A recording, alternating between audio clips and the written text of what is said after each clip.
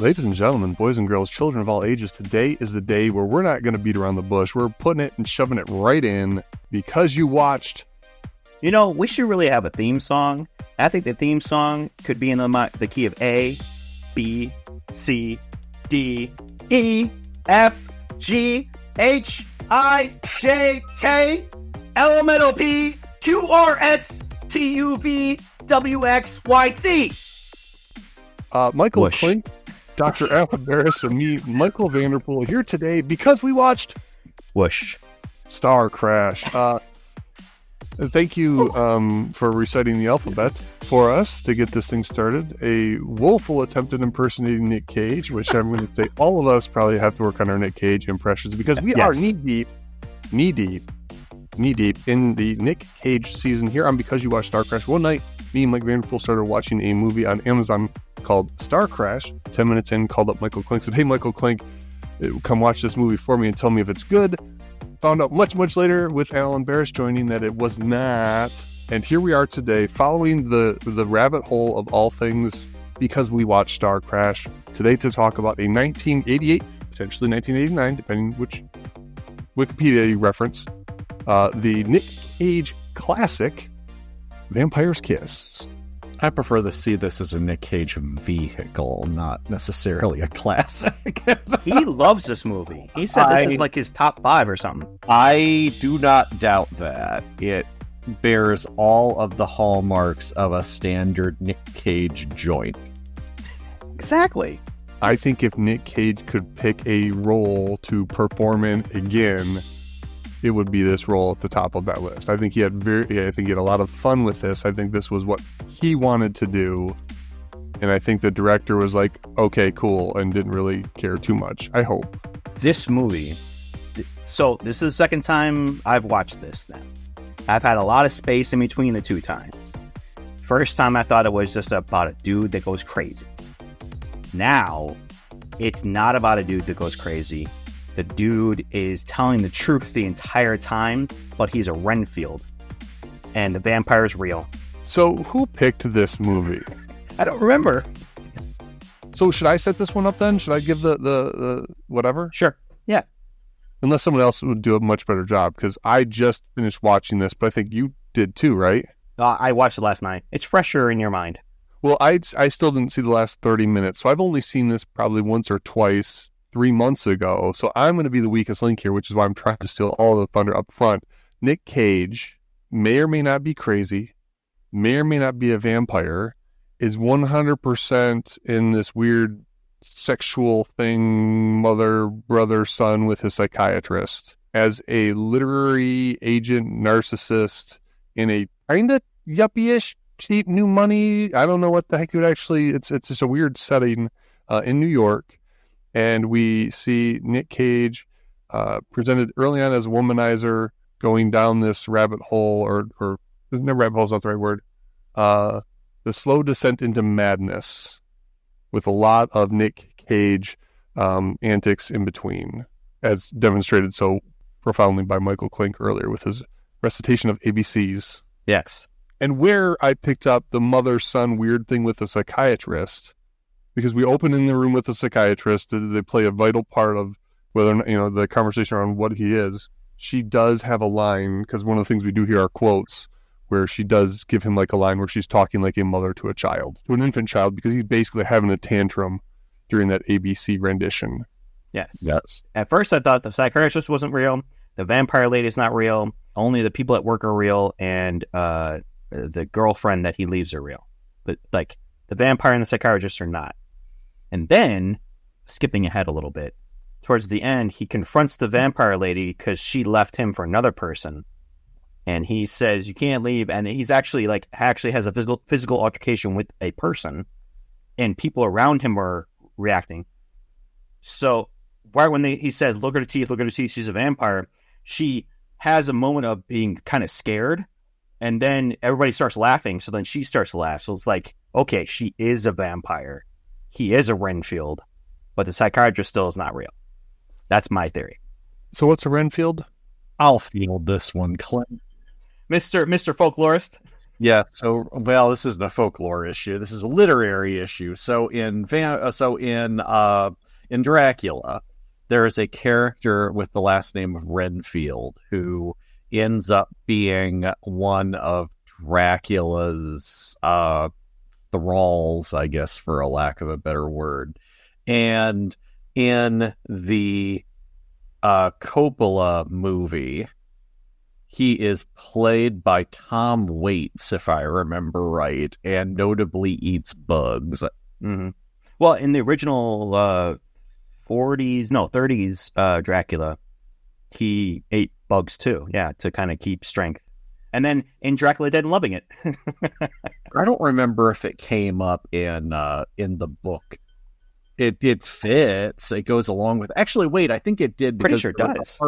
There was a part where he talks about the consumption of life and it does become like a weird, I don't know, can be interpreted a whole bunch of ways, much like vampire stories can be. Renfield is a pathetic vampire's thrall, and that's kind of what our hero becomes here. Is that like a simp? Yes, in the way that the internet portrays simps. Yeah, we're relevant for that demographic. Yep. We speak their language. So, Alan, you as a folklorist, have you studied vampires? Is that a thing? Not to any particular degree. I mean, usually vampires are really more of a literary thing. We like to talk about how vampires have this long folkloric history, but quite a bit of that is kind of like what was made up to support literature, really. There's some, but it's not like there's like a set body of like a vampire beliefs. It's very mutable. It changed a lot over time. And really, most of the things we associate with the vampire were really more or less invented with Dracula. So we'll go back to Vampire's Kiss. There's there's two main stories. There's the Nick Cage and the Alva and Alva's and the mission to find the contract and Alva's cousin, whatever, half brother or somebody that are kind of that story. We'll talk about that. But then what we've talked about so far is it's Nick Cage, who's Peter Loew, Elizabeth Ashley as the psychiatrist. She's also from another film that we've done in the past, Dragnet. Papa. And then over there you've got what other characters? The two girlfriend, the one girlfriend, whatever-ish, one night stand, whatever that weird thing is, who is pretty much identical or could be misidentified as the other girl in the movie that's the vampire. Those two characters kind of look fairly similar. They dress similar. Yeah, welcome to 1989. Anyway, continue. Wait, That's pause. all I got. That's the first thing I have. Is 80s fashion is funny. Wow. 80s fashion is funny in this movie. In general, not just in this movie. Does fashion, the hairstyles? Man, everything. I was 5 when this movie came out, so I had no idea of fashion sense or understanding of any of that. And I'm watching this now like, oh my God, it's a lot of hair gel and a lot of... What is that spray stuff? Spray curl? Spray. Jerry curl. Jerry curls. There were no black people in this movie. Yeah, there were. A lot of, and the dance stuff and everything, and the clubs, because that was in the background. Oh, and the one Jamaican guy that they kind of make fun of not knowing what investing is. It's really a little racist, I think, too. Oh, really? A racist movie in 1988/1989? What a surprise. Exactly. This movie I felt like it was trying to, so this is qualifies as a benevolent machination, and this qualifies as some kid, art freaking student trying to make a Hitchcock movie. I mean, there's enough of that in there to be horrible. So, I think we have a question to consider ultimately with our review, and we have a few possible answers. So, is this an American Psycho level satire? Is this, and there's a lot of parallels with American Psycho regardless of how this was really intended. Is this a supernatural thriller? Is this a psychological thriller? Or is this ridiculous crap? It's definitely not the last one. Come on, Alan. So it can This be is serious. So let's face it, we could probably pick multiple options here. I don't think this is really an or situation. But I am genuinely mystified by the intentions of this movie. And I don't know if it's Nicolas Cage who is the issue here. Because he is. His performance here is absolutely absurd. I think it's appropriate. It's ridiculous. It's but appropriate. The issue is whether it fits what the movie was trying to do. Now, I maintain, and I think you guys agreed, that Cage's antics don't quite match Peggy Sue Got Married. Wait, in Peggy Sue Got Married or this movie? Or in Peggy Sue Got Married. I think did we come to the agreement that Nick Cage's camping didn't quite fit that movie? Yes. All right. So I don't know whether he fits this movie or not. Well, I'm going to skip to my trivia notes here because I was looking at IMDb a while back. Oh, good. We're cheating. Sylvester Stallone, John Travolta, and Arnold Schwarzenegger were all considered for this part. So they all have better agents. Got it. Continue.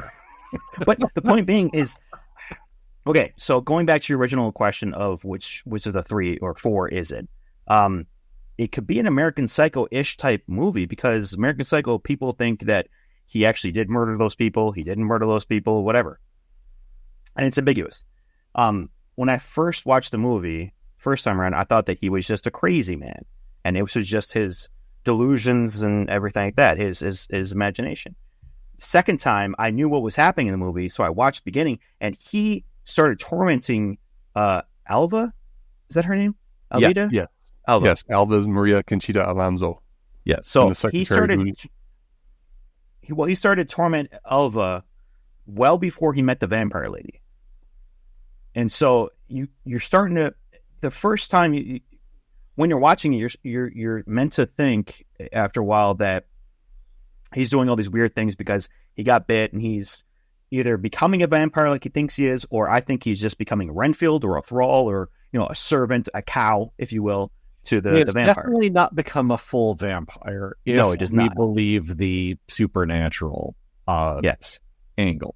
He is definitely a Renfield or a servant or someone who is in the process of becoming a vampire. He definitely does not have the full thing.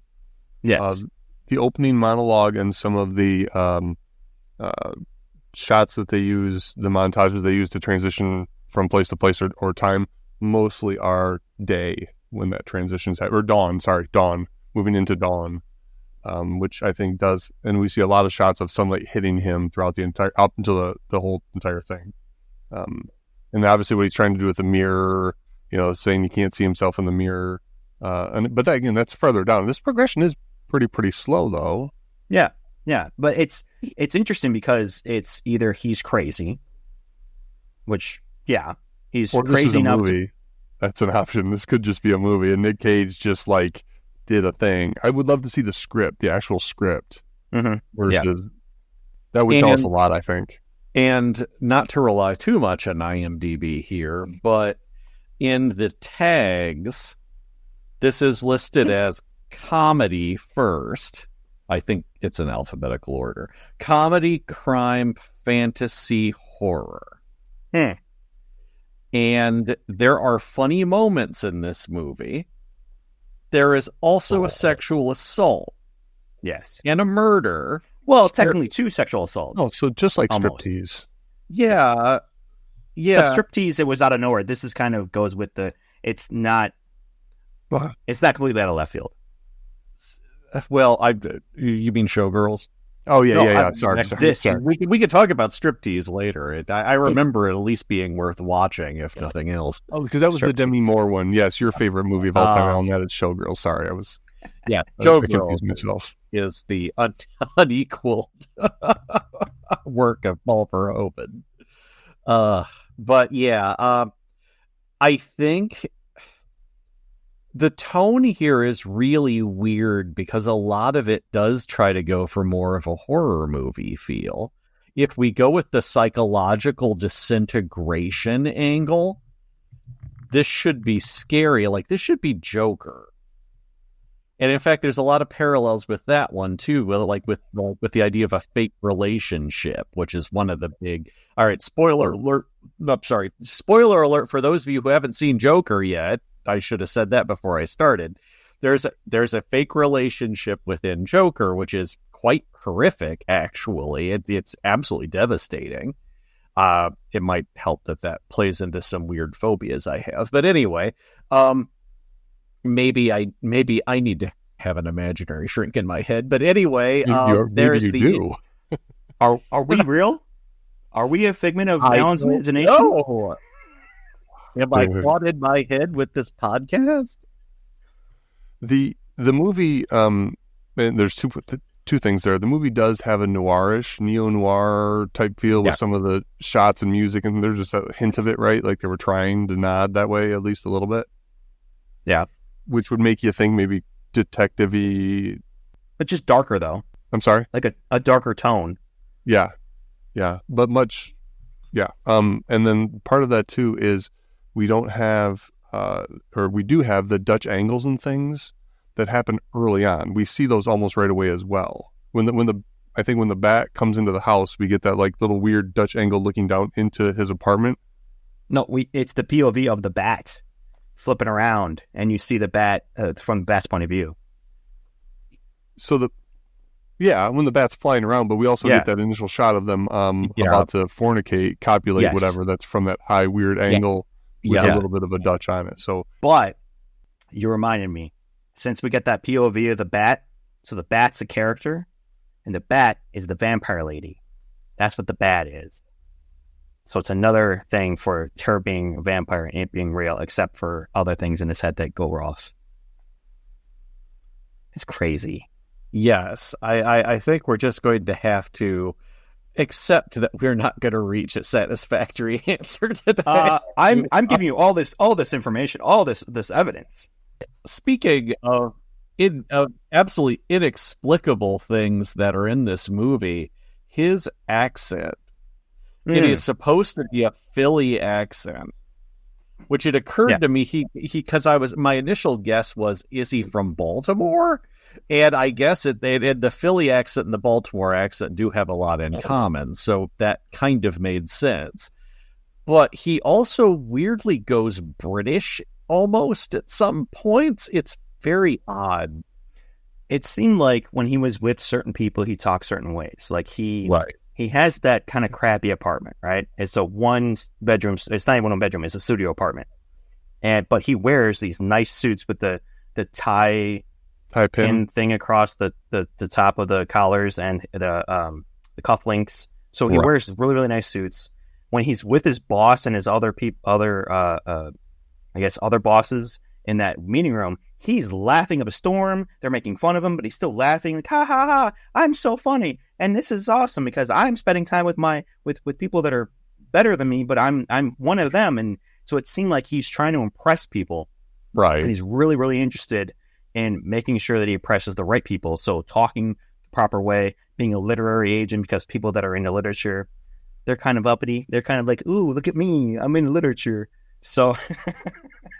I don't know if publishers are like that. I mean, I have no idea.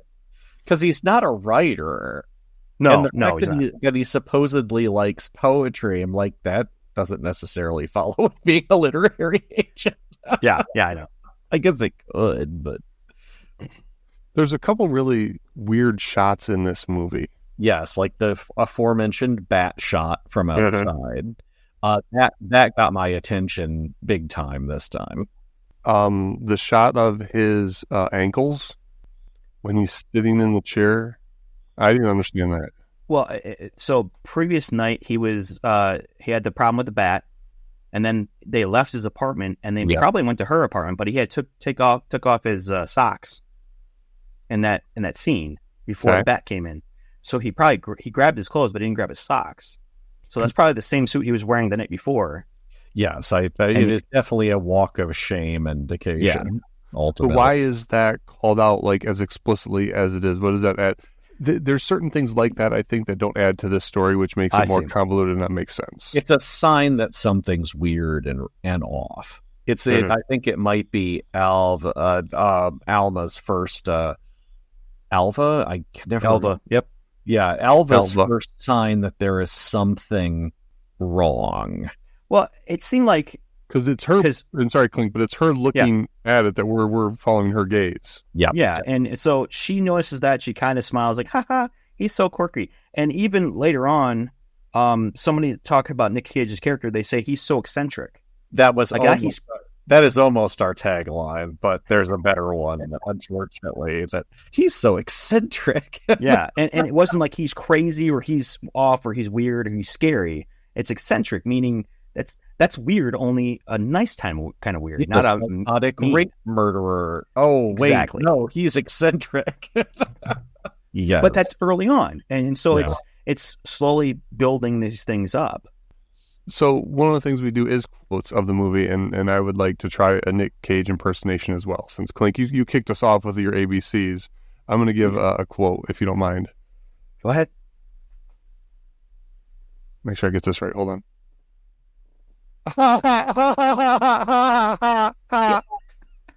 That is remarkably close, except you have to do it a little bit more manically.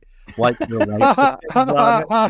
Yeah. Like imagine I'm holding you at gunpoint, and I think you get the appropriate. And that is from when early on in the movie, Nick Cage picks up girl number one. I don't know what her name is. They head back to his place, the bat whole thing, and then that's when they run back out of the apartment right before the scene we just talked about.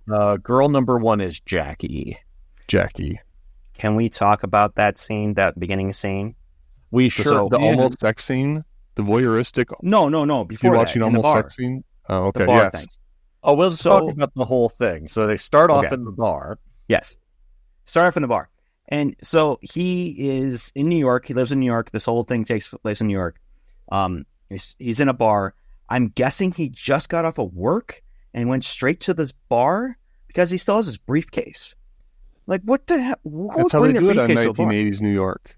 Well, yeah, if it's 1980s New York, then it's full of crime and people would definitely steal that briefcase. Like, why would you bring that as a target? He's a yuppie. Still. That's your explanation. He's a yuppie. You'll notice that in the club scene later on, there's a few other guys in suits, too. Well, suits are fine, but those guys don't bring their briefcases in with their spreadsheets and their chart graphs. Those guys don't carry spreadsheets and chart graphs in their briefcases either. I hate to ruin your illusion there, Clig.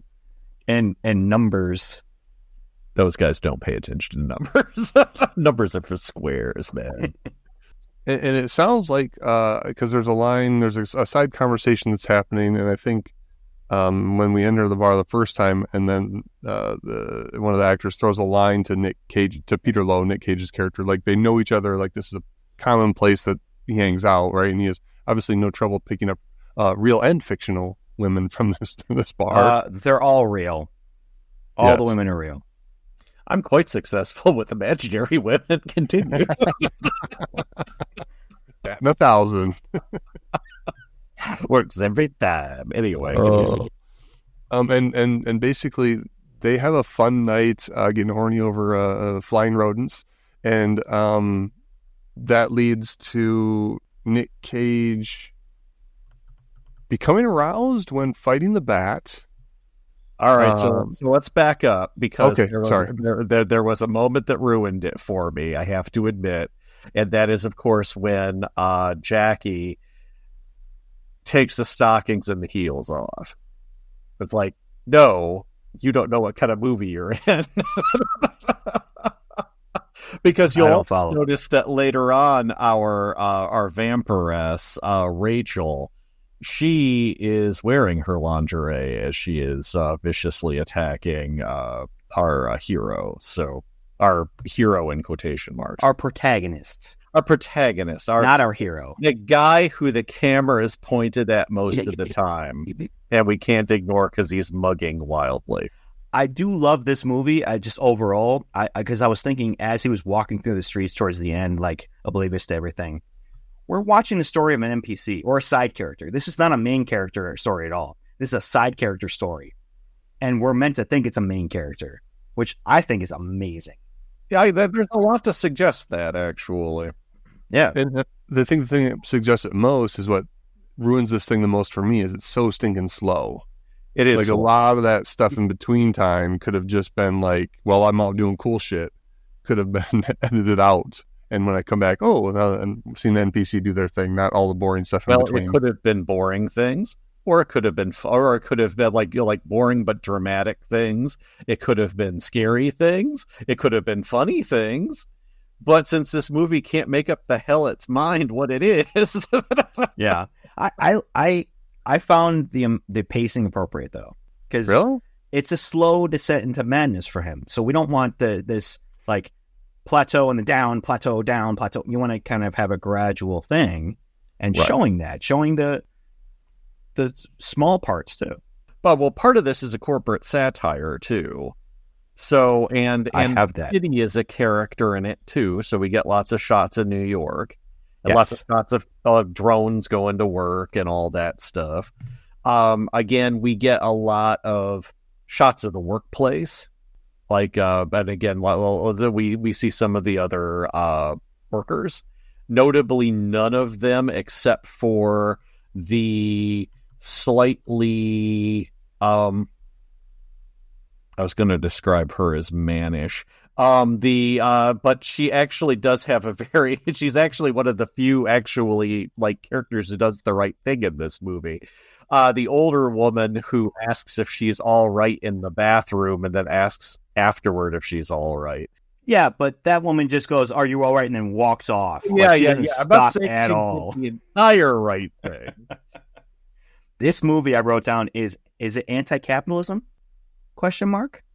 Definitely. Because nobody cares about Alva's plight at all. Like her mom's like, "You need to go to work. You need to get paid." And Alva's plight is intentional. That part, I have no doubt, the corporate satire part where she is the poor under the poor worker who's being crushed under Loew's heel, ultimately. That was definitely in the original script. That's definitely part of the intention of the story. But again, the way she is treated could have been played more for laughs. It is really absurd. Yes. But it's also really fucking cruel, and it also ends in a sexual assault. So, and I understand it sucks, but it just seems like a lot of that was kind of on her too, not just, "Oh no, woe is me," and then the sexual assault definitely not on her, obviously, because that was him trying to get shots, and then he just says, "Okay, I'll just do this," and they don't really show it though, which is good. You know, they act like he hit her, he got on top of her, and then he got the gun. So he didn't actually do anything else to her, I'm guessing. I don't know. All he does is, that I remember, is he rips her shirt open, right? Mm-hmm. Although later he handles her a little bit in his interaction, in his definitely imaginary interaction with his therapist, he claims he raped her.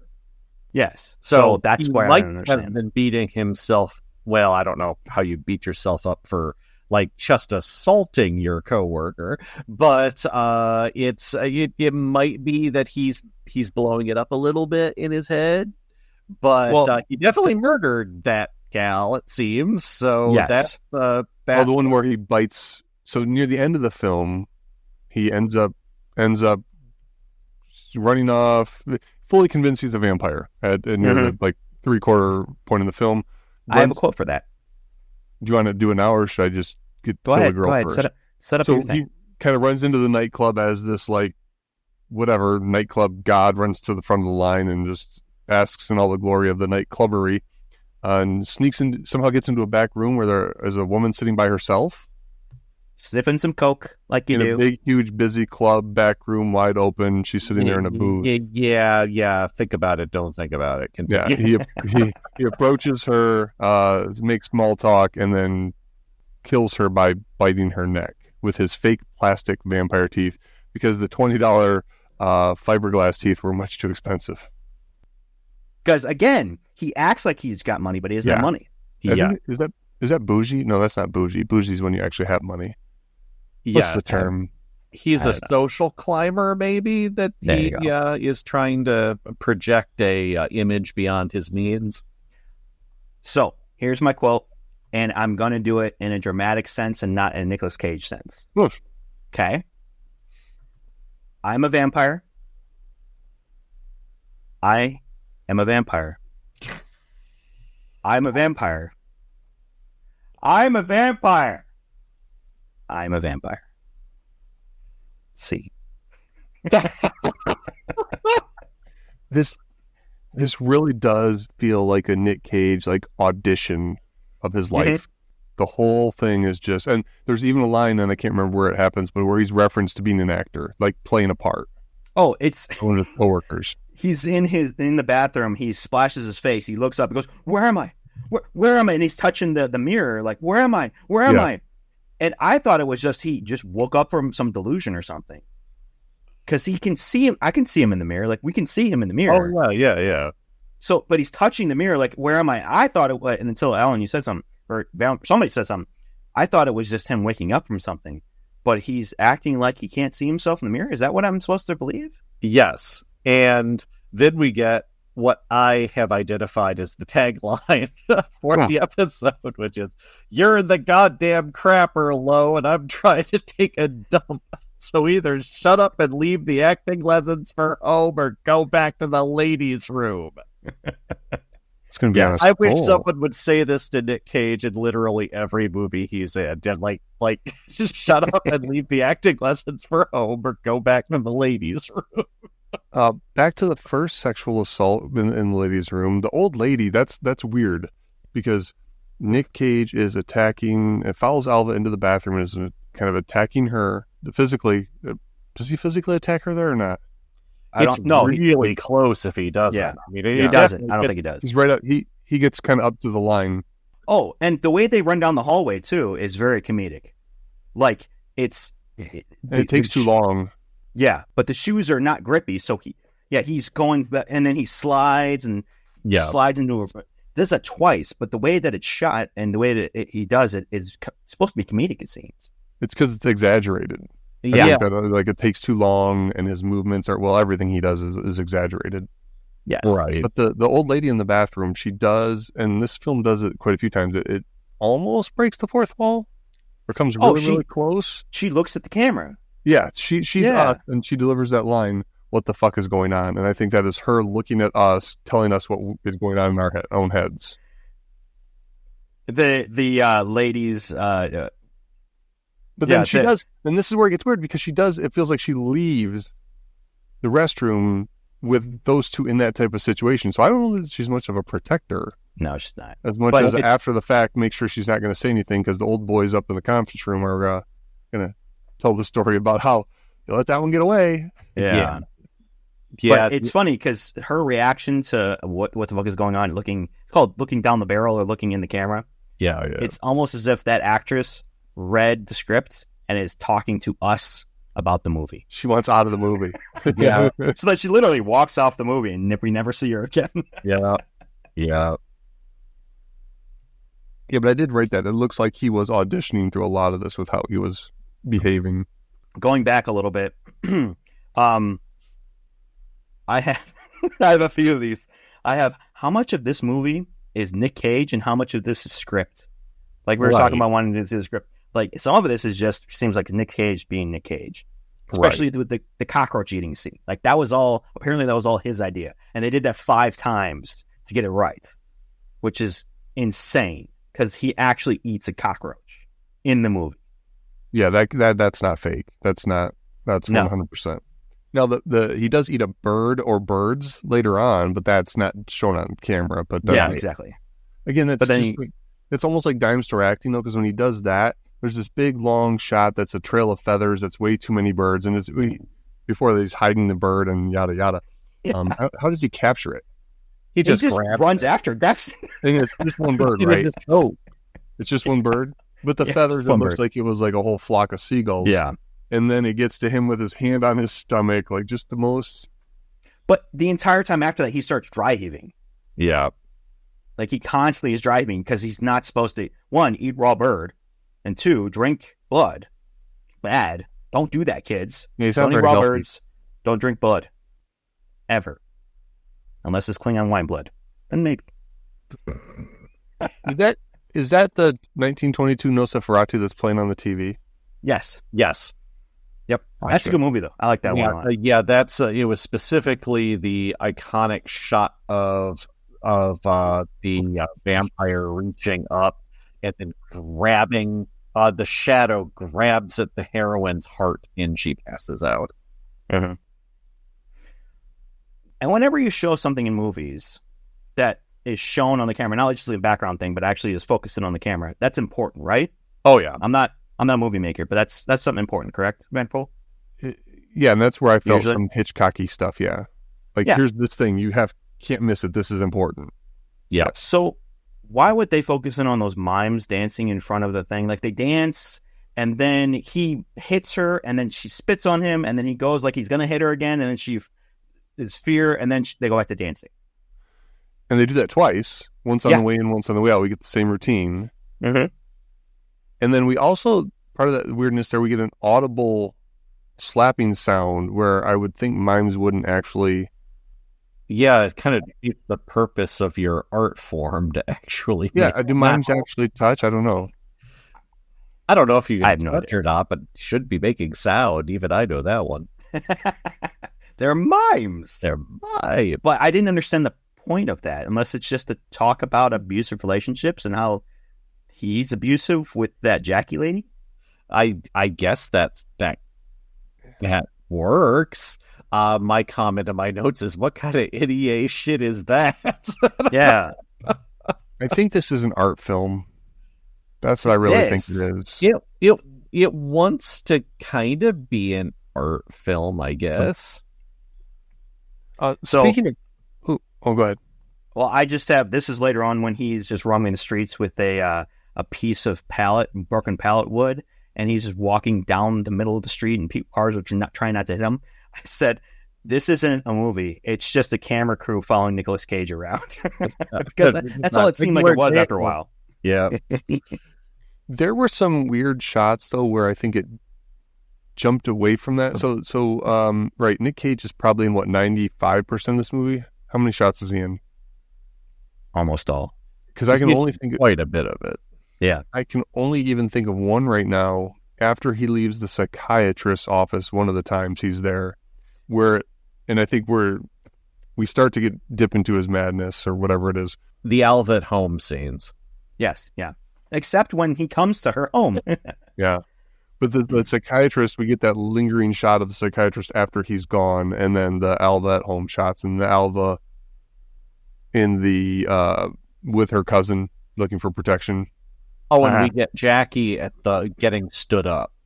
Yeah, that's true. Yeah. Okay. So there are quite a few of them. It's there. It's just that mostly it's him. Yeah. So Jackie gets stood up at a place called the New Museum of Contemporary Art. I saw that. Does that make any sense, Clink? It's a new museum, and it has contemporary art. Sure. But what is contemporary art? Art made today. Art made now. So isn't all contemporary art new? The museum is new. The art is contemporary. Yeah, so contemporary could be within the last, 15, 20 years. But just remember, all art used to be contemporary art. Yeah, kind of like how fucking Nirvana right now is classic rock. You old fuck you time. While we're on the subject of that museum, I had to admire his the gambit to escape having any level of conversation about art.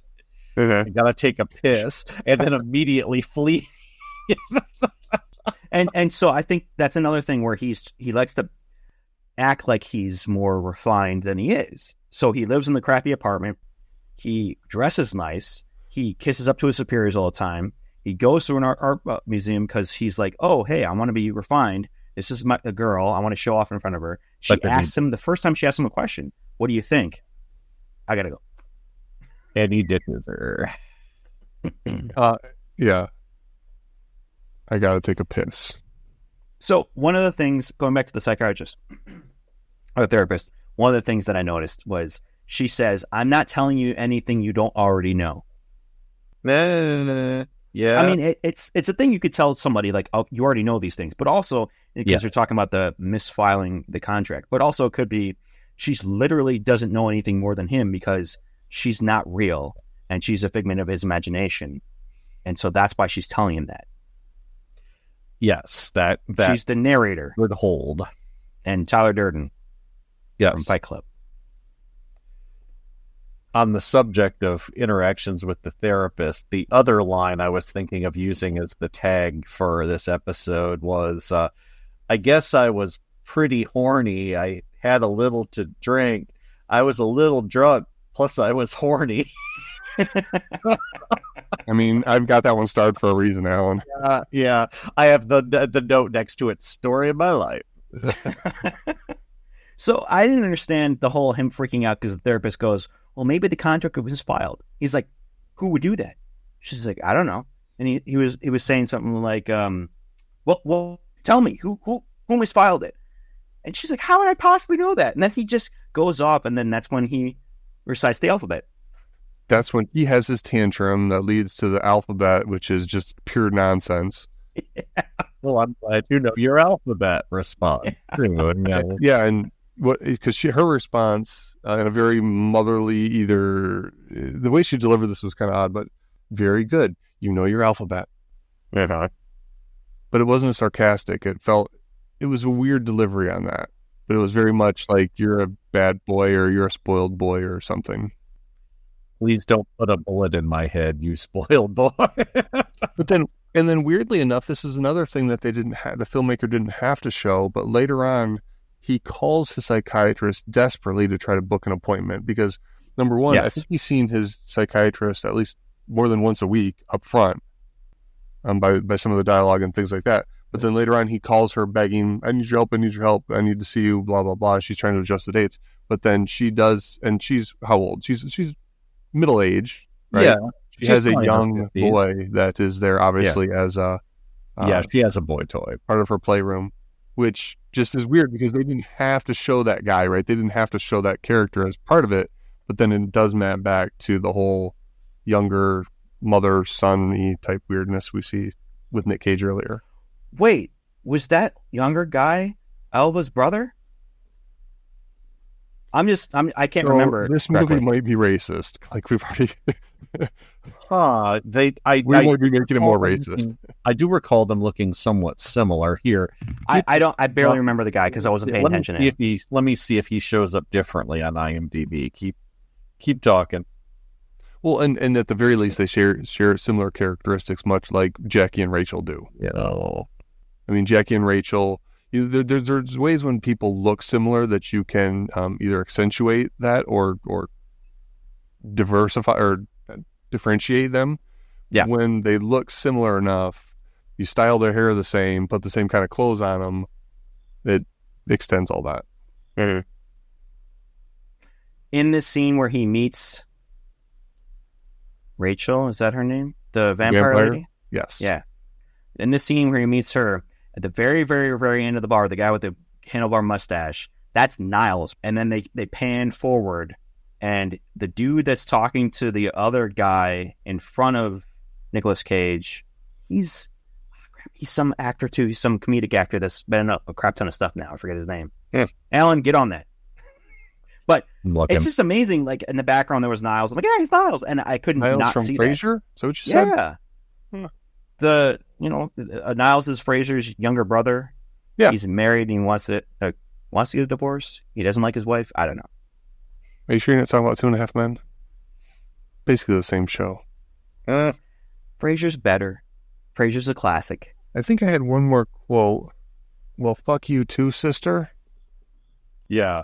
Yeah, he says it in that weird, this weird distant way after he gets the call from Jackie calling him an asshole for standing her up at the museum. Yeah. He doesn't actually say it to her, he just says it to the air. I thought that point he was hallucinating because he was on like a couch, like almost, and it was again that high up shot He's on a couch that looked like it might be the psychiatrist's couch, but the shadows are in. It's not like the traditional like lighting when he's with the psychiatrist and we don't see the psychiatrist. Is that one of the his first apartment. persons he's hallucinating? Because he's got that black leather couch in his apartment, and the psychiatrist has a black leather couch. Okay. Again, he didn't have a psychiatrist. It was all in his head.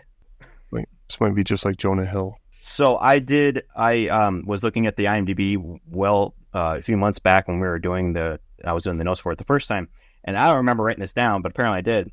According to IMDb, the trivia, according to associate producer and casting director Marcia Schulman, in order to get turned on, Nicolas Cage asked to have hot yogurt poured over his toes while doing a love scene with Jennifer Beals.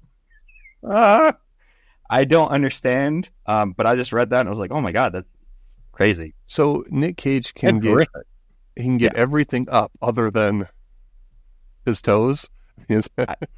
I guess. I did like the scene where he feels like he's a newer vampire, so he needs to practice. You know, like when you're a kid and you need to practice kissing, so you kiss the pillow.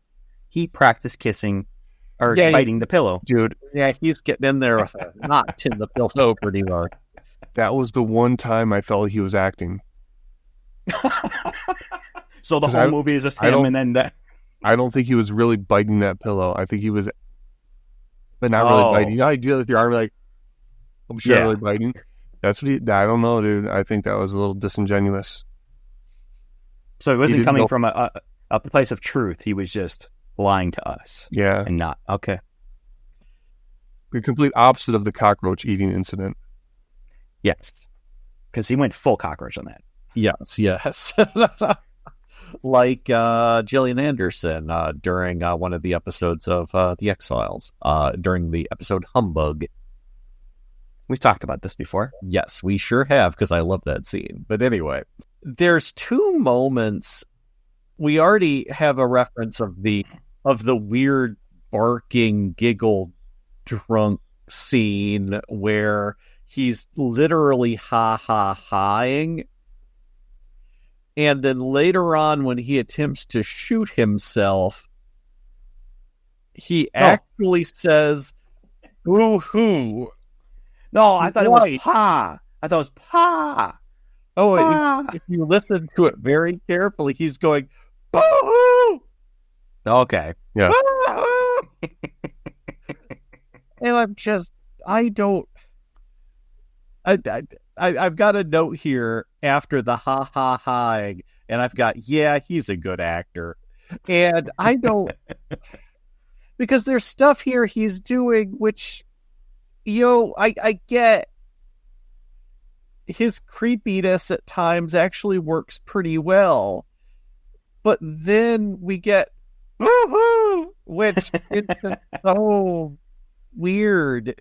And he didn't have to say that if he just like kind of let out a or something like that, like a just a cry of rage, sadness. I mean, like any time I've tried putting something together that I couldn't actually assemble properly, I get that feeling. Are we ready for that part now? Talking about, is this a good Nicolas Cage movie? Or no, is he good in this movie? Which one was it? Oh, yeah, we had rules, didn't we? Yeah. Been a while. Yeah, I'm so confused by the answer to this one. I really don't know. Okay, so the first question. Dumb scenes. Yes. But there's some stuff that works. And the dumb scenes might be part of what they were trying to do. So two separate questions, though. Is Nicolas Cage good in this movie? I don't know. I think so. Yeah, I think so too. Because I think he did a good job. I don't think they gave him any direction, and I don't think they gave him any feedback. Let me challenge that perception, however, with a single gesture, which I hope the camera will pick up. Yes. So I'll talk about that in a little bit. But yes, the weird pointing and jumping on things. Yeah. How do you make your eyebrows go up like that and your eyes open that way, like at the same time? Like his control of his facial features is pretty amazing. I looked up Renfield, and Renfield does that exact same look. in the 30s Dracula. And apparently his according to IMDb, his movements, I didn't notice it, but I noticed he was being weird. His movements as he's attacking the girl he's going to bite to death are very similar to the original Nosferatu. Yeah. And we do see his posture change, specifically with his head placement from straight up. He puts his shoulders up and his head down a little bit, so he's got that kind of coffin-y look. And that transitions over time to get more pronounced. Yeah, for sure. Again, so he was trying. Yeah, I think he can be a good physical actor. I think the problem is he's got no damn judgment. I mean, I think this is what it comes down to. I don't know if he knows when it is appropriate for him to caper and when it is not. Why is it bird? Why is it bird? Why is it bird? Yeah. Okay, so is this a good Nicolas Cage movie? I don't know. I like parts of what this movie is trying to do. I will probably watch this movie again at some point in the future. I've already seen it twice. I still don't know what's going on with it. I would be adverse to watching it again. But it doesn't feel like it actually comes together. There's the tone difference is just too weird. And the funny stuff would work with just absurdism, but the movie isn't absurd like consistently either. It's just weird. I like I said, I like parts of it. If parts of it could be edited into, like, we could probably do this movie as an actual, like, serious psychological or supernatural thriller. We could probably edit other parts of this and make it a farce. Okay. Yeah, that's what's wild. It does feel like multiple movies, which is where some of the confusion and conversation has been and wandered. But I think that it's a good movie that's just way too long. That could be it, too. What would you cut out then? Most of the nothing. All of the nothing. What nothing? There's a lot of nothing, dude. There's a lot of mood scenes. There's a lot of shots of the city. They love the city, by the way, in this movie. Man. So, there's like Manhattan and other films. One of the Billy Wilder films that they, say like it's a love letter to New York and things like that. This is a cheap postcard to New York. That's what I'm gonna. Because the shots are not great and they're reused. Roger Corman could have actually been involved in the making of this. Actually, one of the I think the writer was actually a producer for Corman. Oh, really? Well, just there's some Corman connection, like loose Corman connection here. Yeah. Go check out the superhero series season. Yep. They could have cut down Alva's character a bit, like some of the home scenes. I think that's important, though. But they could have, they could either cut her down some and focus more on his disintegration and have her be pretty much his victim, or they could do more from her point of view and then have her crazy boss suddenly kind of spiral out from that. As Alva and Jackie are just there to make Peter Lowell, Nick character just look like a complete fucking asshole. Oh, yeah. Does it have any other purpose? Not really, no. Like, he likes women. So he's a double a-hole. Yeah, he likes women. He slept with her. He agreed to go out with her again. Jackie, sorry. And once he went out with Jackie and she asked him one question about culture, he's like, yeah, I'm leaving. Doesn't tell her. She gets upset. Later on, he goes to make a date with her again. And then the vampire lady comes back, and then he doesn't go meet her again. See, my original thought on that was that it was Rachel who undermined their potential relationship.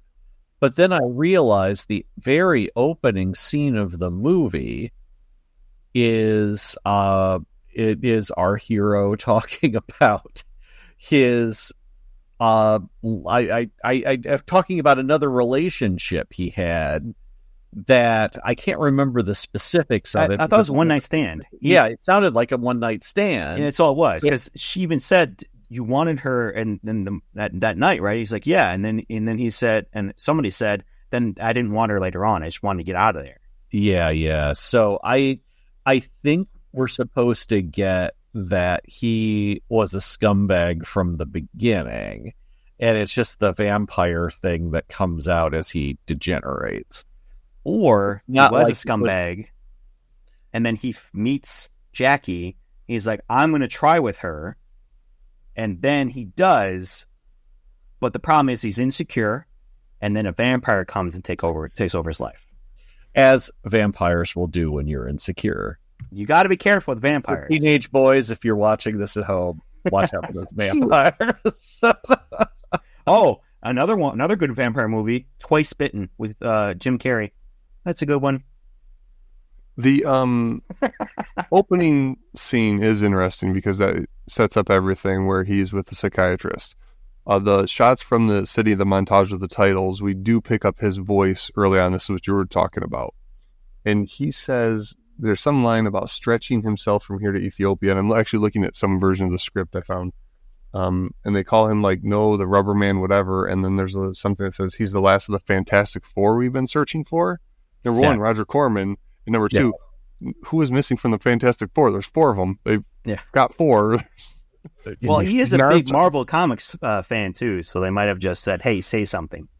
So you mentioned, Joker, the film Joker. I think Nick Cage could play Joker.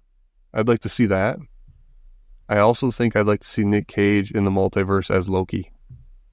That could be kind of cool. I don't think he's got he doesn't have the appeal that you need for Loki, but he could pull off a Joker.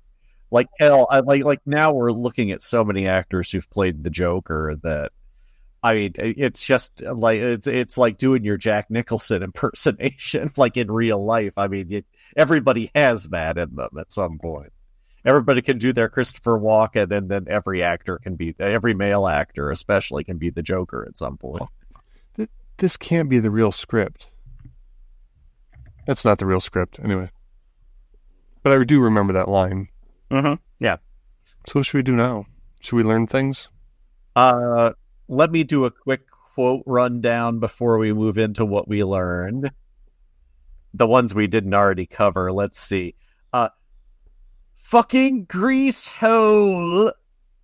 Wait, so what does he say? Grease hole? It's grease hole. Yes, because he's from Philly, you see. But he was in that diner and he wasn't getting served for like 15 minutes. Yeah, so he stands up angrily and declares it to be a fucking grease hole and leaves. I thought he was yelling that as a person was calling him a greaso. Oh, no. I was going to ask you what the fuck a greaso was. But in that scene, I had to stop because the person that opened the door for him when he left looked like somebody that was supposed to be like a cameo, because they kind of stayed on him a little too long too. The old dude. And so, I looked up original Renfield because I thought it was him. It's not. I'm like, who is this guy? Because this guy looked familiar, but I don't know who it is. Might have been somebody. All right, so another quote.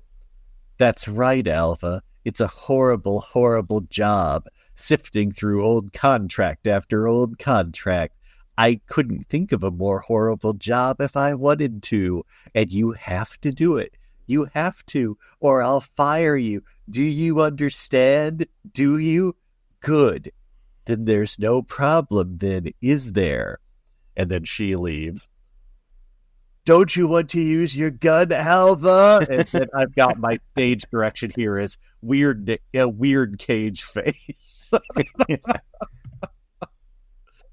Alan, you did it, Alan. That was you got there. You were Nick Cage. That was the best Nick Cage. Yes, I believed.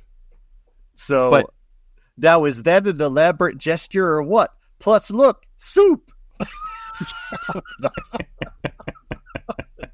I genuinely thought was a hilarious line. I had that. Then we've got, the work's not just going to go away, Alva. It never just goes away. Yeah, God, just get a wood rice and stop trying to pretend you're from Philly. I think I have one last quote. I was in Mortal Kombat with a fucking bat. Yeah, I had that one written down too. This is a very quotable movie, I have to There's admit. tons, yeah. And not just And for memes, it cannot be beat. I mean, just the weird pointing, Yes. the jumping on the desk, that look, looking through the mirror. whatever that one this was. movie produced 6 memes, and that I could see. And none of them need audio. No, Right. They're just visual. the audio would hurt. He's that, yeah. The audio would hurt it, and a lot of those are just gifs too, of just him pointing or doing the weird face or whatever. Yeah. The score was weird, sometimes appropriate, sometimes it felt exaggerated. The whole thing, I mean, I think everything worked. I think that was the thing that kept this movie from being like turn offable, was that it was just consistently weird, consistently inconsistent. Nick Cage made this movie not turn offable. If Well, John yeah. Travolta or Arnold Schwarzenegger, which by the way, weird choice, or Sly Stallone or anybody, if they were in this, they would have probably done it serious, and they wouldn't have had the same impact.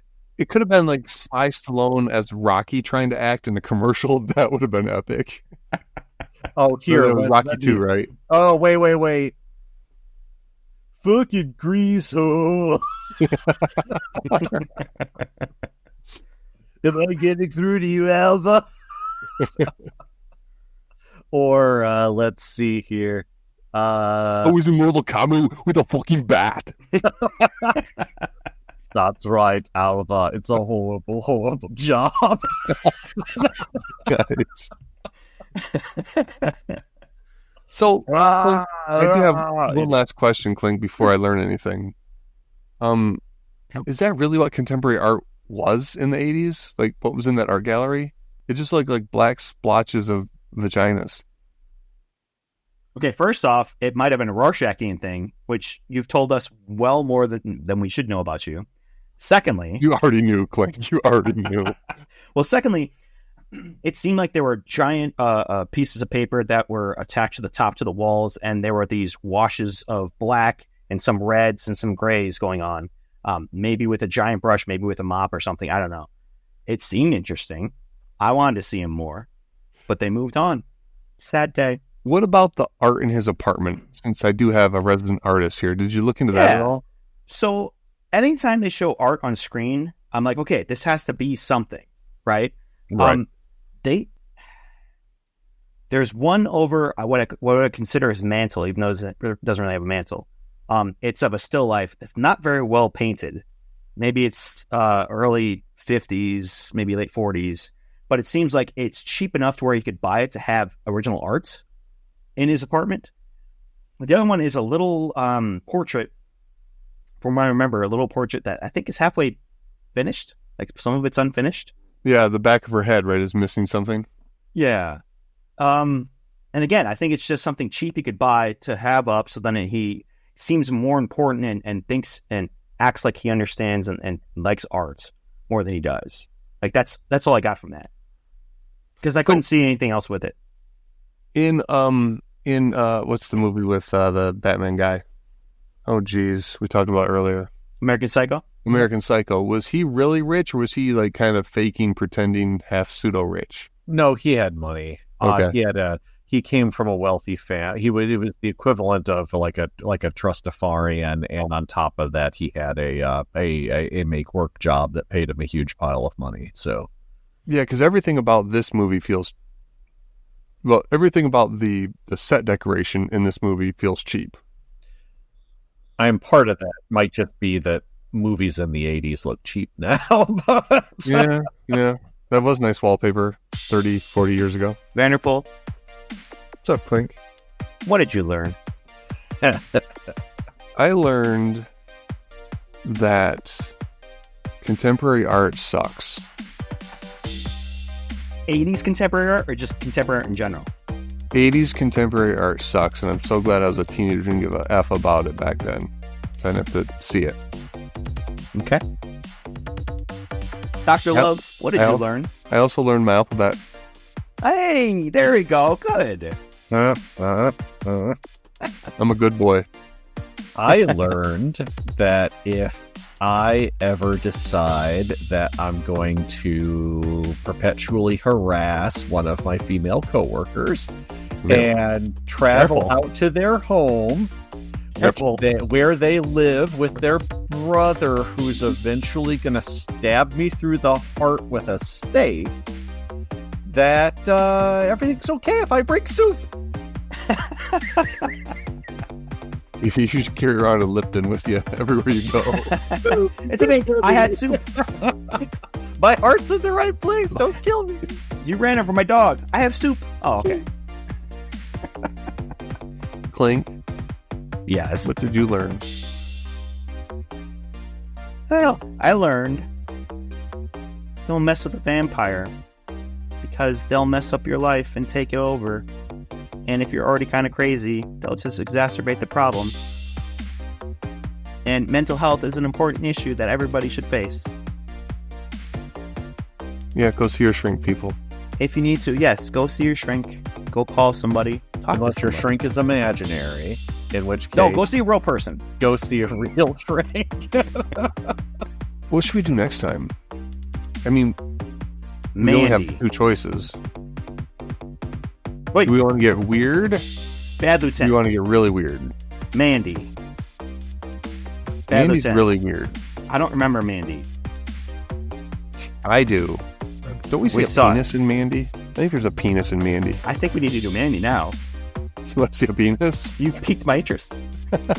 I like Mandy. I'll watch it again. Oh my goodness. All right, folks. Well, from me, Mike Vanderpool, Michael Klink, and Dr. Alan Barris, this has been a great time because we watched Starcrash. Say bye, folks. Bye, folks. The tortures of the damned!